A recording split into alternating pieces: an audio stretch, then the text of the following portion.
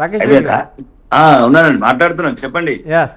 ఇప్పుడు ఏదైతే తెలంగాణ సాధించాలంటే మొత్తం మీద 11 సంవత్సరాలు గడిచింది తెలంగాణ. కొట్లాడి తెచ్చుకున్న తెలంగాణ నీళ్లు నిధులు నియామకాలు అంటారు. అంటే నీళ్లు నిధులు నియామకాలు ఎంతవరకు వచ్చాయి? అంటే గడిచిన 9 సంవత్సరాల టీఆర్ఎస్ పాలనలో కావచ్చు, లేదంటే ఇప్పుడు గడిచిన 18 నెలలటువంటి కాంగ్రెస్ పాలన కావచ్చు.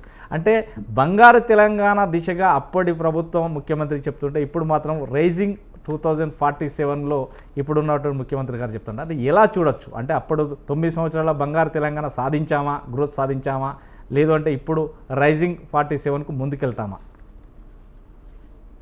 ఒకటండి, ఫస్ట్ ఈరోజు సోదరుడు చెప్పినట్లు ఎన్నో సంవత్సరాల స్వాతంత్రం తర్వాత నిజమైన స్వాతంత్రం వచ్చిన తెలంగాణ, ఒక్కోటి తెలంగాణ కొట్లాడి తెచ్చుకున్న తెలంగాణ, నిగ్గదీసి అడిగి నిలదీసి అడిగి, ఎవరో ఉదయం అడిగారు ఇంటర్వ్యూలో, పైరవులు చేస్తే వచ్చిందా, లాబింగ్ అయితే లేదు, పానాలు పోతే వచ్చిన తెలంగాణ. పానాలు తీసుకుంటే బిడ్డలు, అమాయక బిడ్డలు తీసుకుంటే వచ్చిన తెలంగాణ. ఫస్ట్ ముఖ్యంగా వీరులకు శ్రద్ధాంజలి ఘటిస్తూ మరియు తెలంగాణ ప్రజలకు, ప్రపంచంలో ఉన్న తెలుగు వారంటే శుభాకాంక్షలు చెప్తూ, ఒక చిన్న టెక్నికల్ క్లారిటీ మిస్ అవుతున్నాడు.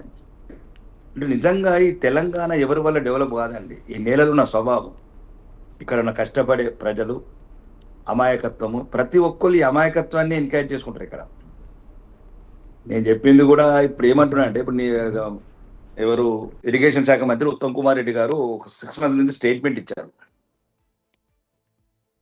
1,53,00,000 టన్నుల వరి పండించిన తెలంగాణ, ఒక్క చుక్క కాళేశ్వరం నీరు గేటు వదలకుండా. అంటే సుమారు 18 నెలల కింద కాంగ్రెస్ ప్రభుత్వం వచ్చింది.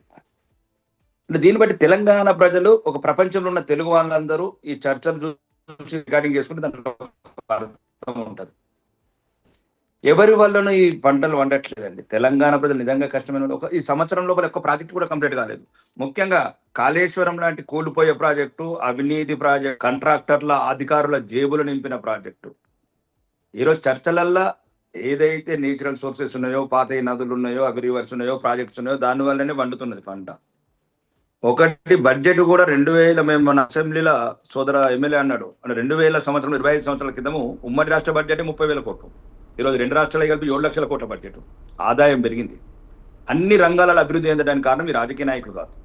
ఈ రాజకీయ నాయకుల వల్ల ఇంకా అభివృద్ధి కుంటుపడ్డది మొత్తానికి. ఇంకా తెలంగాణ వచ్చినాక మొత్తం ఉన్న ప్రజాస్వామ్యం కూడా పోయింది. మాకు మళ్ళీ నిజాం పరిపాలన చూపించారు. ఓకే, ఇప్పుడు కొద్దిగా అభివృద్ధి ఏదైనా, అవినీతి ఎంతున్నా కానీ కొద్దిగా ఒక రకంగా శ్వాస అయితే ఆడుతున్నది తెలంగాణలో. తెలంగాణ కొట్లాడి తెచ్చుకున్న తెలంగాణ, అమరవీరుల స్వప్నాలు ఇవి కావు. నిజంగా కూడా ఈరోజు ఏదైతే అభివృద్ధి జరుగుతున్నదో దానికన్నా 100 రెట్లు అవినీతి పెరుగుతున్నది. అవినీతి, ఈ అవినీతిని మనం అడ్డుకట్టేయకపోతే తెలంగాణ అమ్మేస్తారు వీళ్ళందరూ. ఇంతకుముందు 8 లక్షల కోట్లు, ఇప్పుడు 2 లక్షల కోట్లు, రావడానికి 20 లక్షల కోట్లు. ఈ అప్పులు అంటే అనవసరంగా అవినీతిలోనే ప్రాజెక్ట్ కాస్ట్. అంటే చిన్న ఉదాహరణ చెప్తాను నేను, అంటే ఇదంతా ఒకవేళ తప్పుంటే సరిదిద్దుకుంటాను. ఒక్క మామూలు ఏఎన్సీ ఇంజనీరు హరిరామన్ అతను 2,000 కోట్లండి. అంటే తెలంగాణలో ఏ రకంగా అవినీతి చేసిండ్రు వీళ్ళు 10 ఏళ్లల్లో. ఇప్పుడు కూడా కాంగ్రెస్ ప్రభుత్వం వచ్చింది అవినీతి. ఓకే, ఏసీబీ రైట్స్ అవుతున్నాయి, కొద్దిగా భయం ఉంచారు, కానీ విచ్చలవిడి అవినీతి. కాబట్టి ఏదైనా సరే తెలంగాణ ఏదైతే అమరవీరులు కోరుకున్నారో స్వచ్ఛమైన పరిపాలన, ఓకే, నీళ్లు నిధులు నియామకాలు, నేను చెప్తున్నాను కదా, నేను వెళ్ళాను, మేడిగడ్డ కుంగిపోయింది, నేను ప్రాజెక్ట్ మొన్న కూడా కాళేశ్వరం వెళ్ళినప్పుడు వెళ్ళాను. కాబట్టి ఇక్కడ తెలంగాణ సమాజమే ముందు నుంచి కూడా కష్టపడే తత్వము, అందుకే నిజాయితీగా ఉండే ప్రజలు. కానీ రాజకీయ నాయకులు అవినీతి పట్ల, ప్రజలు ఇంకా నిజాయితీగా ఉన్నారు. ముఖ్యంగా ఈ తెలంగాణ ఏదైతే గ్రోత్ ఉందో ఇది ఒకరి వల్ల రాలేదు. అందరూ ఒక్కొక్కరి టైంలో, ఒక రామారావు గారి టైంలో కావచ్చు, విజయభాస్కర్ టైంలో కావచ్చు, అందరూ ఒక్కరు కాదు. ఇది ఒక మీకు చెప్తున్నాను కూడా, ఇంత అందమైన నగరం నేను చెప్తున్నాను, 120 దేశాలు తిరిగాను నేను. భారతదేశంలో ఉన్న 29 రాష్ట్రాలు, అన్ని ప్రాంతాలు తిరిగాను. హైదరాబాద్ అంతా, తెలంగాణ అంత అందమైన ప్రదేశం, మనసులో కల్మషం లేని మనుషులు ప్రపంచంలో ఎక్కడ దొరకరు. అదే పెట్టుబడి అయింది రాజకీయ నాయకులు. కాబట్టి ఇకనైనా, ఇప్పుడు దయాకర్ అన్న అధికార పార్టీలో ఉన్నాడు కాబట్టి ఒక భావజాలంతో ఉన్నాం. ఇంకా ఏదైతే గ్రామీణ ప్రాంతాలలో, పల్లెలన్న రూరల్ తెలంగాణ బ్యాక్వర్డే ఉంది. ఎందుకంటే ఈ రోజుకు కూడా పల్లెలు తడబడుతున్నాయి. పట్నం వచ్చిన Telangana, outer ring road, resident ring road కూడా ఉన్న కొంతమంది కోట్రి అనుకోవచ్చు, ధనవంతులు కావచ్చు, లేకపోతే రాజకీయ నాయకులు, మాలాంటి ధనవంతులు, అందరం ఇదే బంగారు తెలంగాణ, వజ్రాన తెలంగాణ చూపిస్తున్నాం. ఇప్పటికీ ఆదిలాబాద్ జిల్లా లాంటి విద్యా సౌకర్యం లేవు, వైద్య సౌకర్యం. 100 మంది ఉంటే ఒక టీచరు. ఇంకా నా గురించి అయితే అసెంబ్లీలో చెప్పాను నేను. అంటే పేదవాడికి కావాల్సిన మౌలిక వసతులు పల్లెలలో లేవు. ఎంతసేపు అభివృద్ధి అంతా ఈ హైదరాబాద్ చుట్టుపక్కలనే జరుగుతుంది. ఇంటర్నేషనల్ ఎయిర్పోర్టా, 4th సీటా, 5th సీటా, లేకపోతే సాఫ్ట్వేర్ సీటా, ఎనిమేషన్ సీటా, నేను చెప్తాను. ఇప్పటి కూడా అడుగుతున్నాను.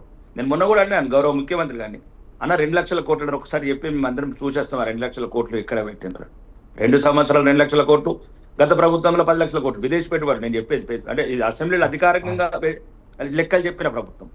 కాబట్టి తెలంగాణ ఏదైతే రూరల్ తెలంగాణ ఉందో, ఆసిఫాబాద్ కావచ్చు, ఆదిలాబాద్ కావచ్చు, లేకపోతే భూపాలపల్లి కావచ్చు, మొత్తం మరి ఇంకా మా హైదరాబాద్ కన్నా 100 సంవత్సరాలు వెనుకబడి ఉన్నాయి. కొందరు ఉన్నత వర్గాలకు మేడలు అయ్యిండొచ్చు, ఐఫోన్లు వచ్చిండొచ్చు, హైవేలు వచ్చిండొచ్చు, కానీ పేదవాడికి మాత్రం కనీసంగా విద్య కావచ్చు, వైద్యం కావచ్చు. మొన్న కూడా 6 నెలల గర్భవతిని భూపాలపల్లి జిల్లాలో ఆ వాగులకి వెళ్ళి తీసుకుపోతున్నారు. నవ్వొస్తుంది. 2000 కోట్లు కట్టుకున్న సెక్రటరేటు, 5th సిటీలు, 4th సిటీలు అని కూడా కలలు కంటున్నాం. మనము పల్లెలను మొత్తం విసర్మించినము. ఇటువైపు పరిపాలన సాగల. విద్యార్థులు ఓకే, ఆ 50,000 ఉద్యోగాల మళ్ళీ నేను ఎందుకంటే సబ్జెక్ట్ అయితే విమర్శల పర్వం పోదలుచుకుంటలేదు నేను. ఆ విమర్శలు పోతే ఇప్పుడు దయాకరణ ఒకటి అంటాడు, ఇక సార్ అయితే మేధావి గారిని అంటే వాళ్ళ సబ్జెక్ట్ వేరే ఉంటుంది. ఇక నిజమైన తెలంగాణ, తడబడుతున్న తెలంగాణ, తల్లడిల్లుతున్న తెలంగాణ ఇంకా పల్లెలలో అట్లనే ఉన్నది. నేను చెప్తున్నాను శాసనసభ్యుడిగా, ఎటువంటి మౌలిక వసతులు లేవు. రైతులు ఇప్పటికి కూడా ఈ రోజు ఓకే, నేను సబ్జెక్టు ఈ రోజు కూడా కళ్ళాల మీద గట్లు, మామూలు కళ్ళాలు లేవండి, సామూహిక కళ్ళాలు పండిస్తున్నారు. వాళ్ళ కష్టము, చెమట, రక్తం మరిగిస్తున్నారు, ఏడుస్తున్నారు. వడగళ్ళ వాన పడితే ఏడుతున్నారు. మేమేమో రకరకాల హైదరాబాద్లో ప్రెస్ మీట్లు, స్టేట్మెంట్లు, వీడియో, ఈ డిబేట్లలో మేము ఉంటున్నాం. అసలు ఇప్పటికి కూడా నేను చెప్తున్నానండి, నేను ఇప్పటికి కూడా చెప్తున్నాను. ఇప్పుడు ఇంత వరి గురించి మాట్లాడారు కదా, ఈ వరి గురించి ఒక్కటి చెప్తున్నాను. ఇప్పుడు మీరు కూడా దయచేసి వినాలి సార్. ఎందుకంటే ఎంత దుర్మార్గంగా ఉంది వ్యవస్థ అంటే, 50 సంవత్సరాలు మేము పుట్టినప్పటి నుంచి చూస్తున్నాం సార్. రైతులు రోడ్ల మీద, మా ప్రాంతాలలో ఎక్కడ రోడ్ల మీద ఉంటాయి వడ్లు, స్లిప్ అయి ఎంతోమంది యువకులు చనిపోతారు. రైతులు అక్కడ చనిపోతారు ఆ వడ్ల కళ్ళాల మీద. కానీ ఇప్పటి వరకు వరి కోతకు వచ్చినాక 2 నెలల వరకు బస్తాలు రావు. బస్తాలు వస్తే కాంటాలు రావు. కాంటాలు వస్తే మెయిన్ పవర్ లేదు. మెయిన్ పవర్ వస్తే ట్రాన్స్పోర్ట్ లేదు. ట్రాన్స్పోర్ట్ ఉంటే నియరెస్ట్ రైస్ మిల్స్ లేవు. నియరెస్ట్ రైస్ మిల్స్ ఫుల్ అయితే పక్కన ఉన్న వేర్ హౌసెస్ లేవు. నేను శాసనసభ్యుడికి ఎన్నికైన తర్వాత అంటే మీరు వరి గురించి చెప్పారు, ప్రొడక్షన్ గురించి చెప్పారు, రైతులు పడుతున్న కన్నీళ్ళ గురించి చెప్పట్లేదు. నేను చూసిన వాడిగా చెప్తున్నా. నేను గవర్నమెంట్కు, నేను ప్రతిపక్ష ఎమ్మెల్యేగా చెప్పలేదు, ఒక సగటు తెలంగాణ వాడిగా చెప్తున్నా. నేను చెప్పాను, మీరు అధికారులు ఒక రైతు, ఇప్పుడు మీరు చెప్పారు కదా సార్, మేము ఉదాహరణ 70 లక్షల ఎకరాలు వేసినామంటే మాకు 15 రోజుల డాటా వస్తుంది అగ్రికల్చర్ డిపార్ట్మెంట్ దగ్గర. మాకు ఎన్ని లక్షల టన్నులు వస్తుంది వరి ఉన్నాయి. మాకు మొత్తం 12,679 గ్రామాలు ఉన్నాయి, 11,000 రెవెన్యూ గ్రామాలు ఉన్నాయి, సుమారు 612 మండలాలు ఉన్నాయి, 8,000 కొనుగోలు కేంద్రాలు ఉన్నాయి. ఇవన్నీ డాటా. ఒక్కరు కూడా ఎక్కడ కూడా రైతులు అన్నమో అర్థనాదాలు.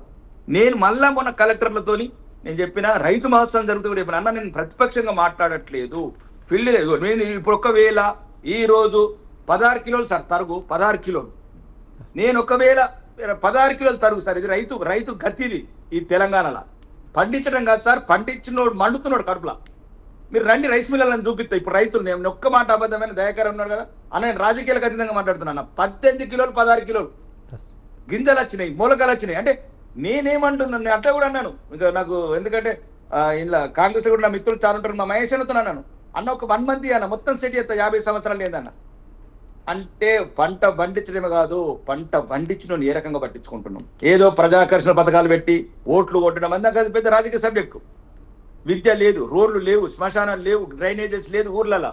కాబట్టి తెలంగాణ ఎప్పుడైతే అమరవీరులు కోరుకున్న తెలంగాణ ఏదైతుందో అది పచ్చటి తెలంగాణ పల్లెలు కావాలా. మాలంటోళ్ళ ఆస్తులు కాదు పచ్చగా వేయాల్సింది, మాలంటోళ్ళ హోదాలు కాదు, మాలంటోళ్ళకు ప్రోటోకాల్ కాదు. ఈ రోజు కూడా చెప్తున్నా, నేను ఒక 100 సార్లు ఫోన్ చేసిన కలెక్టర్, 100 సార్లు కావాలంటే నా ఫ్రెండ్ పెడతా, కావాలంటే మీరు ఎంక్వైరీ చేయండి, ఇన్వెస్టిగేషన్ పెట్టండి, ఇంటెలిజెన్స్ డిపార్ట్మెంట్ పంపండి. ఏం చేస్తారంటే అధికారులు కూడా ఏం చేస్తారు అధికారులు? నేను చెప్తున్నా, నా ఎంఆర్ఓలు వాచ్మెన్లు అయినారు అక్కడ మన నిజామాబాద్. పాపం ఎంఆర్ఓలు రైస్ మిల్ అక్కడ పోయి కావాలి కట్టుడు. 270 కోట్లు ముంచేసారు సార్, 273 కోట్లు. అంటే మొత్తానికి తెలంగాణ మనం కోరుకున్న తెలంగాణ ఇది కాదు. ఇది నిజమైన రాజకీయ నాయకులుగా నేనైతే సిగ్గుపడుతున్నా ఈరోజు తెలంగాణ. దయాకర్ గారు ఒక్క నిమిషం ఆగండి. ఏం చెప్తామండి, పల్లెలలోకి వెళ్తే మొత్తం చుక్కలు కనబడుతున్నాయి, మోకాలు ఎత్తు రోడ్లు లేవు, డ్రైనేజీలు లేవు, ఒక పచ్చని చెట్లు లేవు, ఒక స్ట్రీట్ లైట్ లేవు. ఎటువంటి అంటే ఏమంటారు, ఎంతసేపు Hyderabad outer ring road, regional ring road, Shamshabad airport, దీనికే సరిపోయి మా బతుకు. సాఫ్ట్వేర్ హార్డ్వేర్ పల్లెలు ఉన్నోడికి ఏముందండి. నేను కాబట్టి నిజంగా అమరవీరులు ఏదైతే ఆత్మార్పణ చేసినారో ఆ కోరుకున్న తెలంగాణ వేరు. సకల మొత్తం 33 జిల్లాల తెలంగాణ అభివృద్ధి కావాలంటే ఇప్పుడున్న ప్రభుత్వాలు ఏదైనా రావచ్చు, నిన్న ప్రభుత్వం వేరు, ఈ ప్రభుత్వం, రాజకీయ నాయకులు ఈ అహంకారాన్ని తగ్గించుకోవాలి. ఇది అమాయక తెలంగాణ. ఒకవేళ కొట్లాడి తెచ్చుకున్న తెలంగాణ మళ్ళా 50 సంవత్సరాలు. ఒకప్పుడు నిజాం రజాకార్ల దగ్గర, ఒకప్పుడు సాయుధ పోటలు చచ్చిండ్రు, మళ్ళీ ఒకవైపు తొలి దశ ఉద్యమంలో చచ్చిండ్రు, మలి దశ ఉద్యమంలో చచ్చిండ్రు. ఎప్పుడు ఈ రక్త తర్పణం కోరుకుంటూనే ఉన్నది ఇక్కడ యువతని. కాబట్టి ఇక్కడికైనా సరే రాజకీయ నాయకులకు, ముఖ్యంగా మేధావులకు దయచేసి మీరు ఏదైనా సరే రాజకీయ నాయకులకు సరైన దశ దిశ నిర్దేశం చేయండి. తప్పంతా మా దగ్గరనే ఉంది. నేను 100% అడ్మిట్ చేసుకుంటున్నా, 100% మేమే దీనికి ద్రోహులము, దోషులము.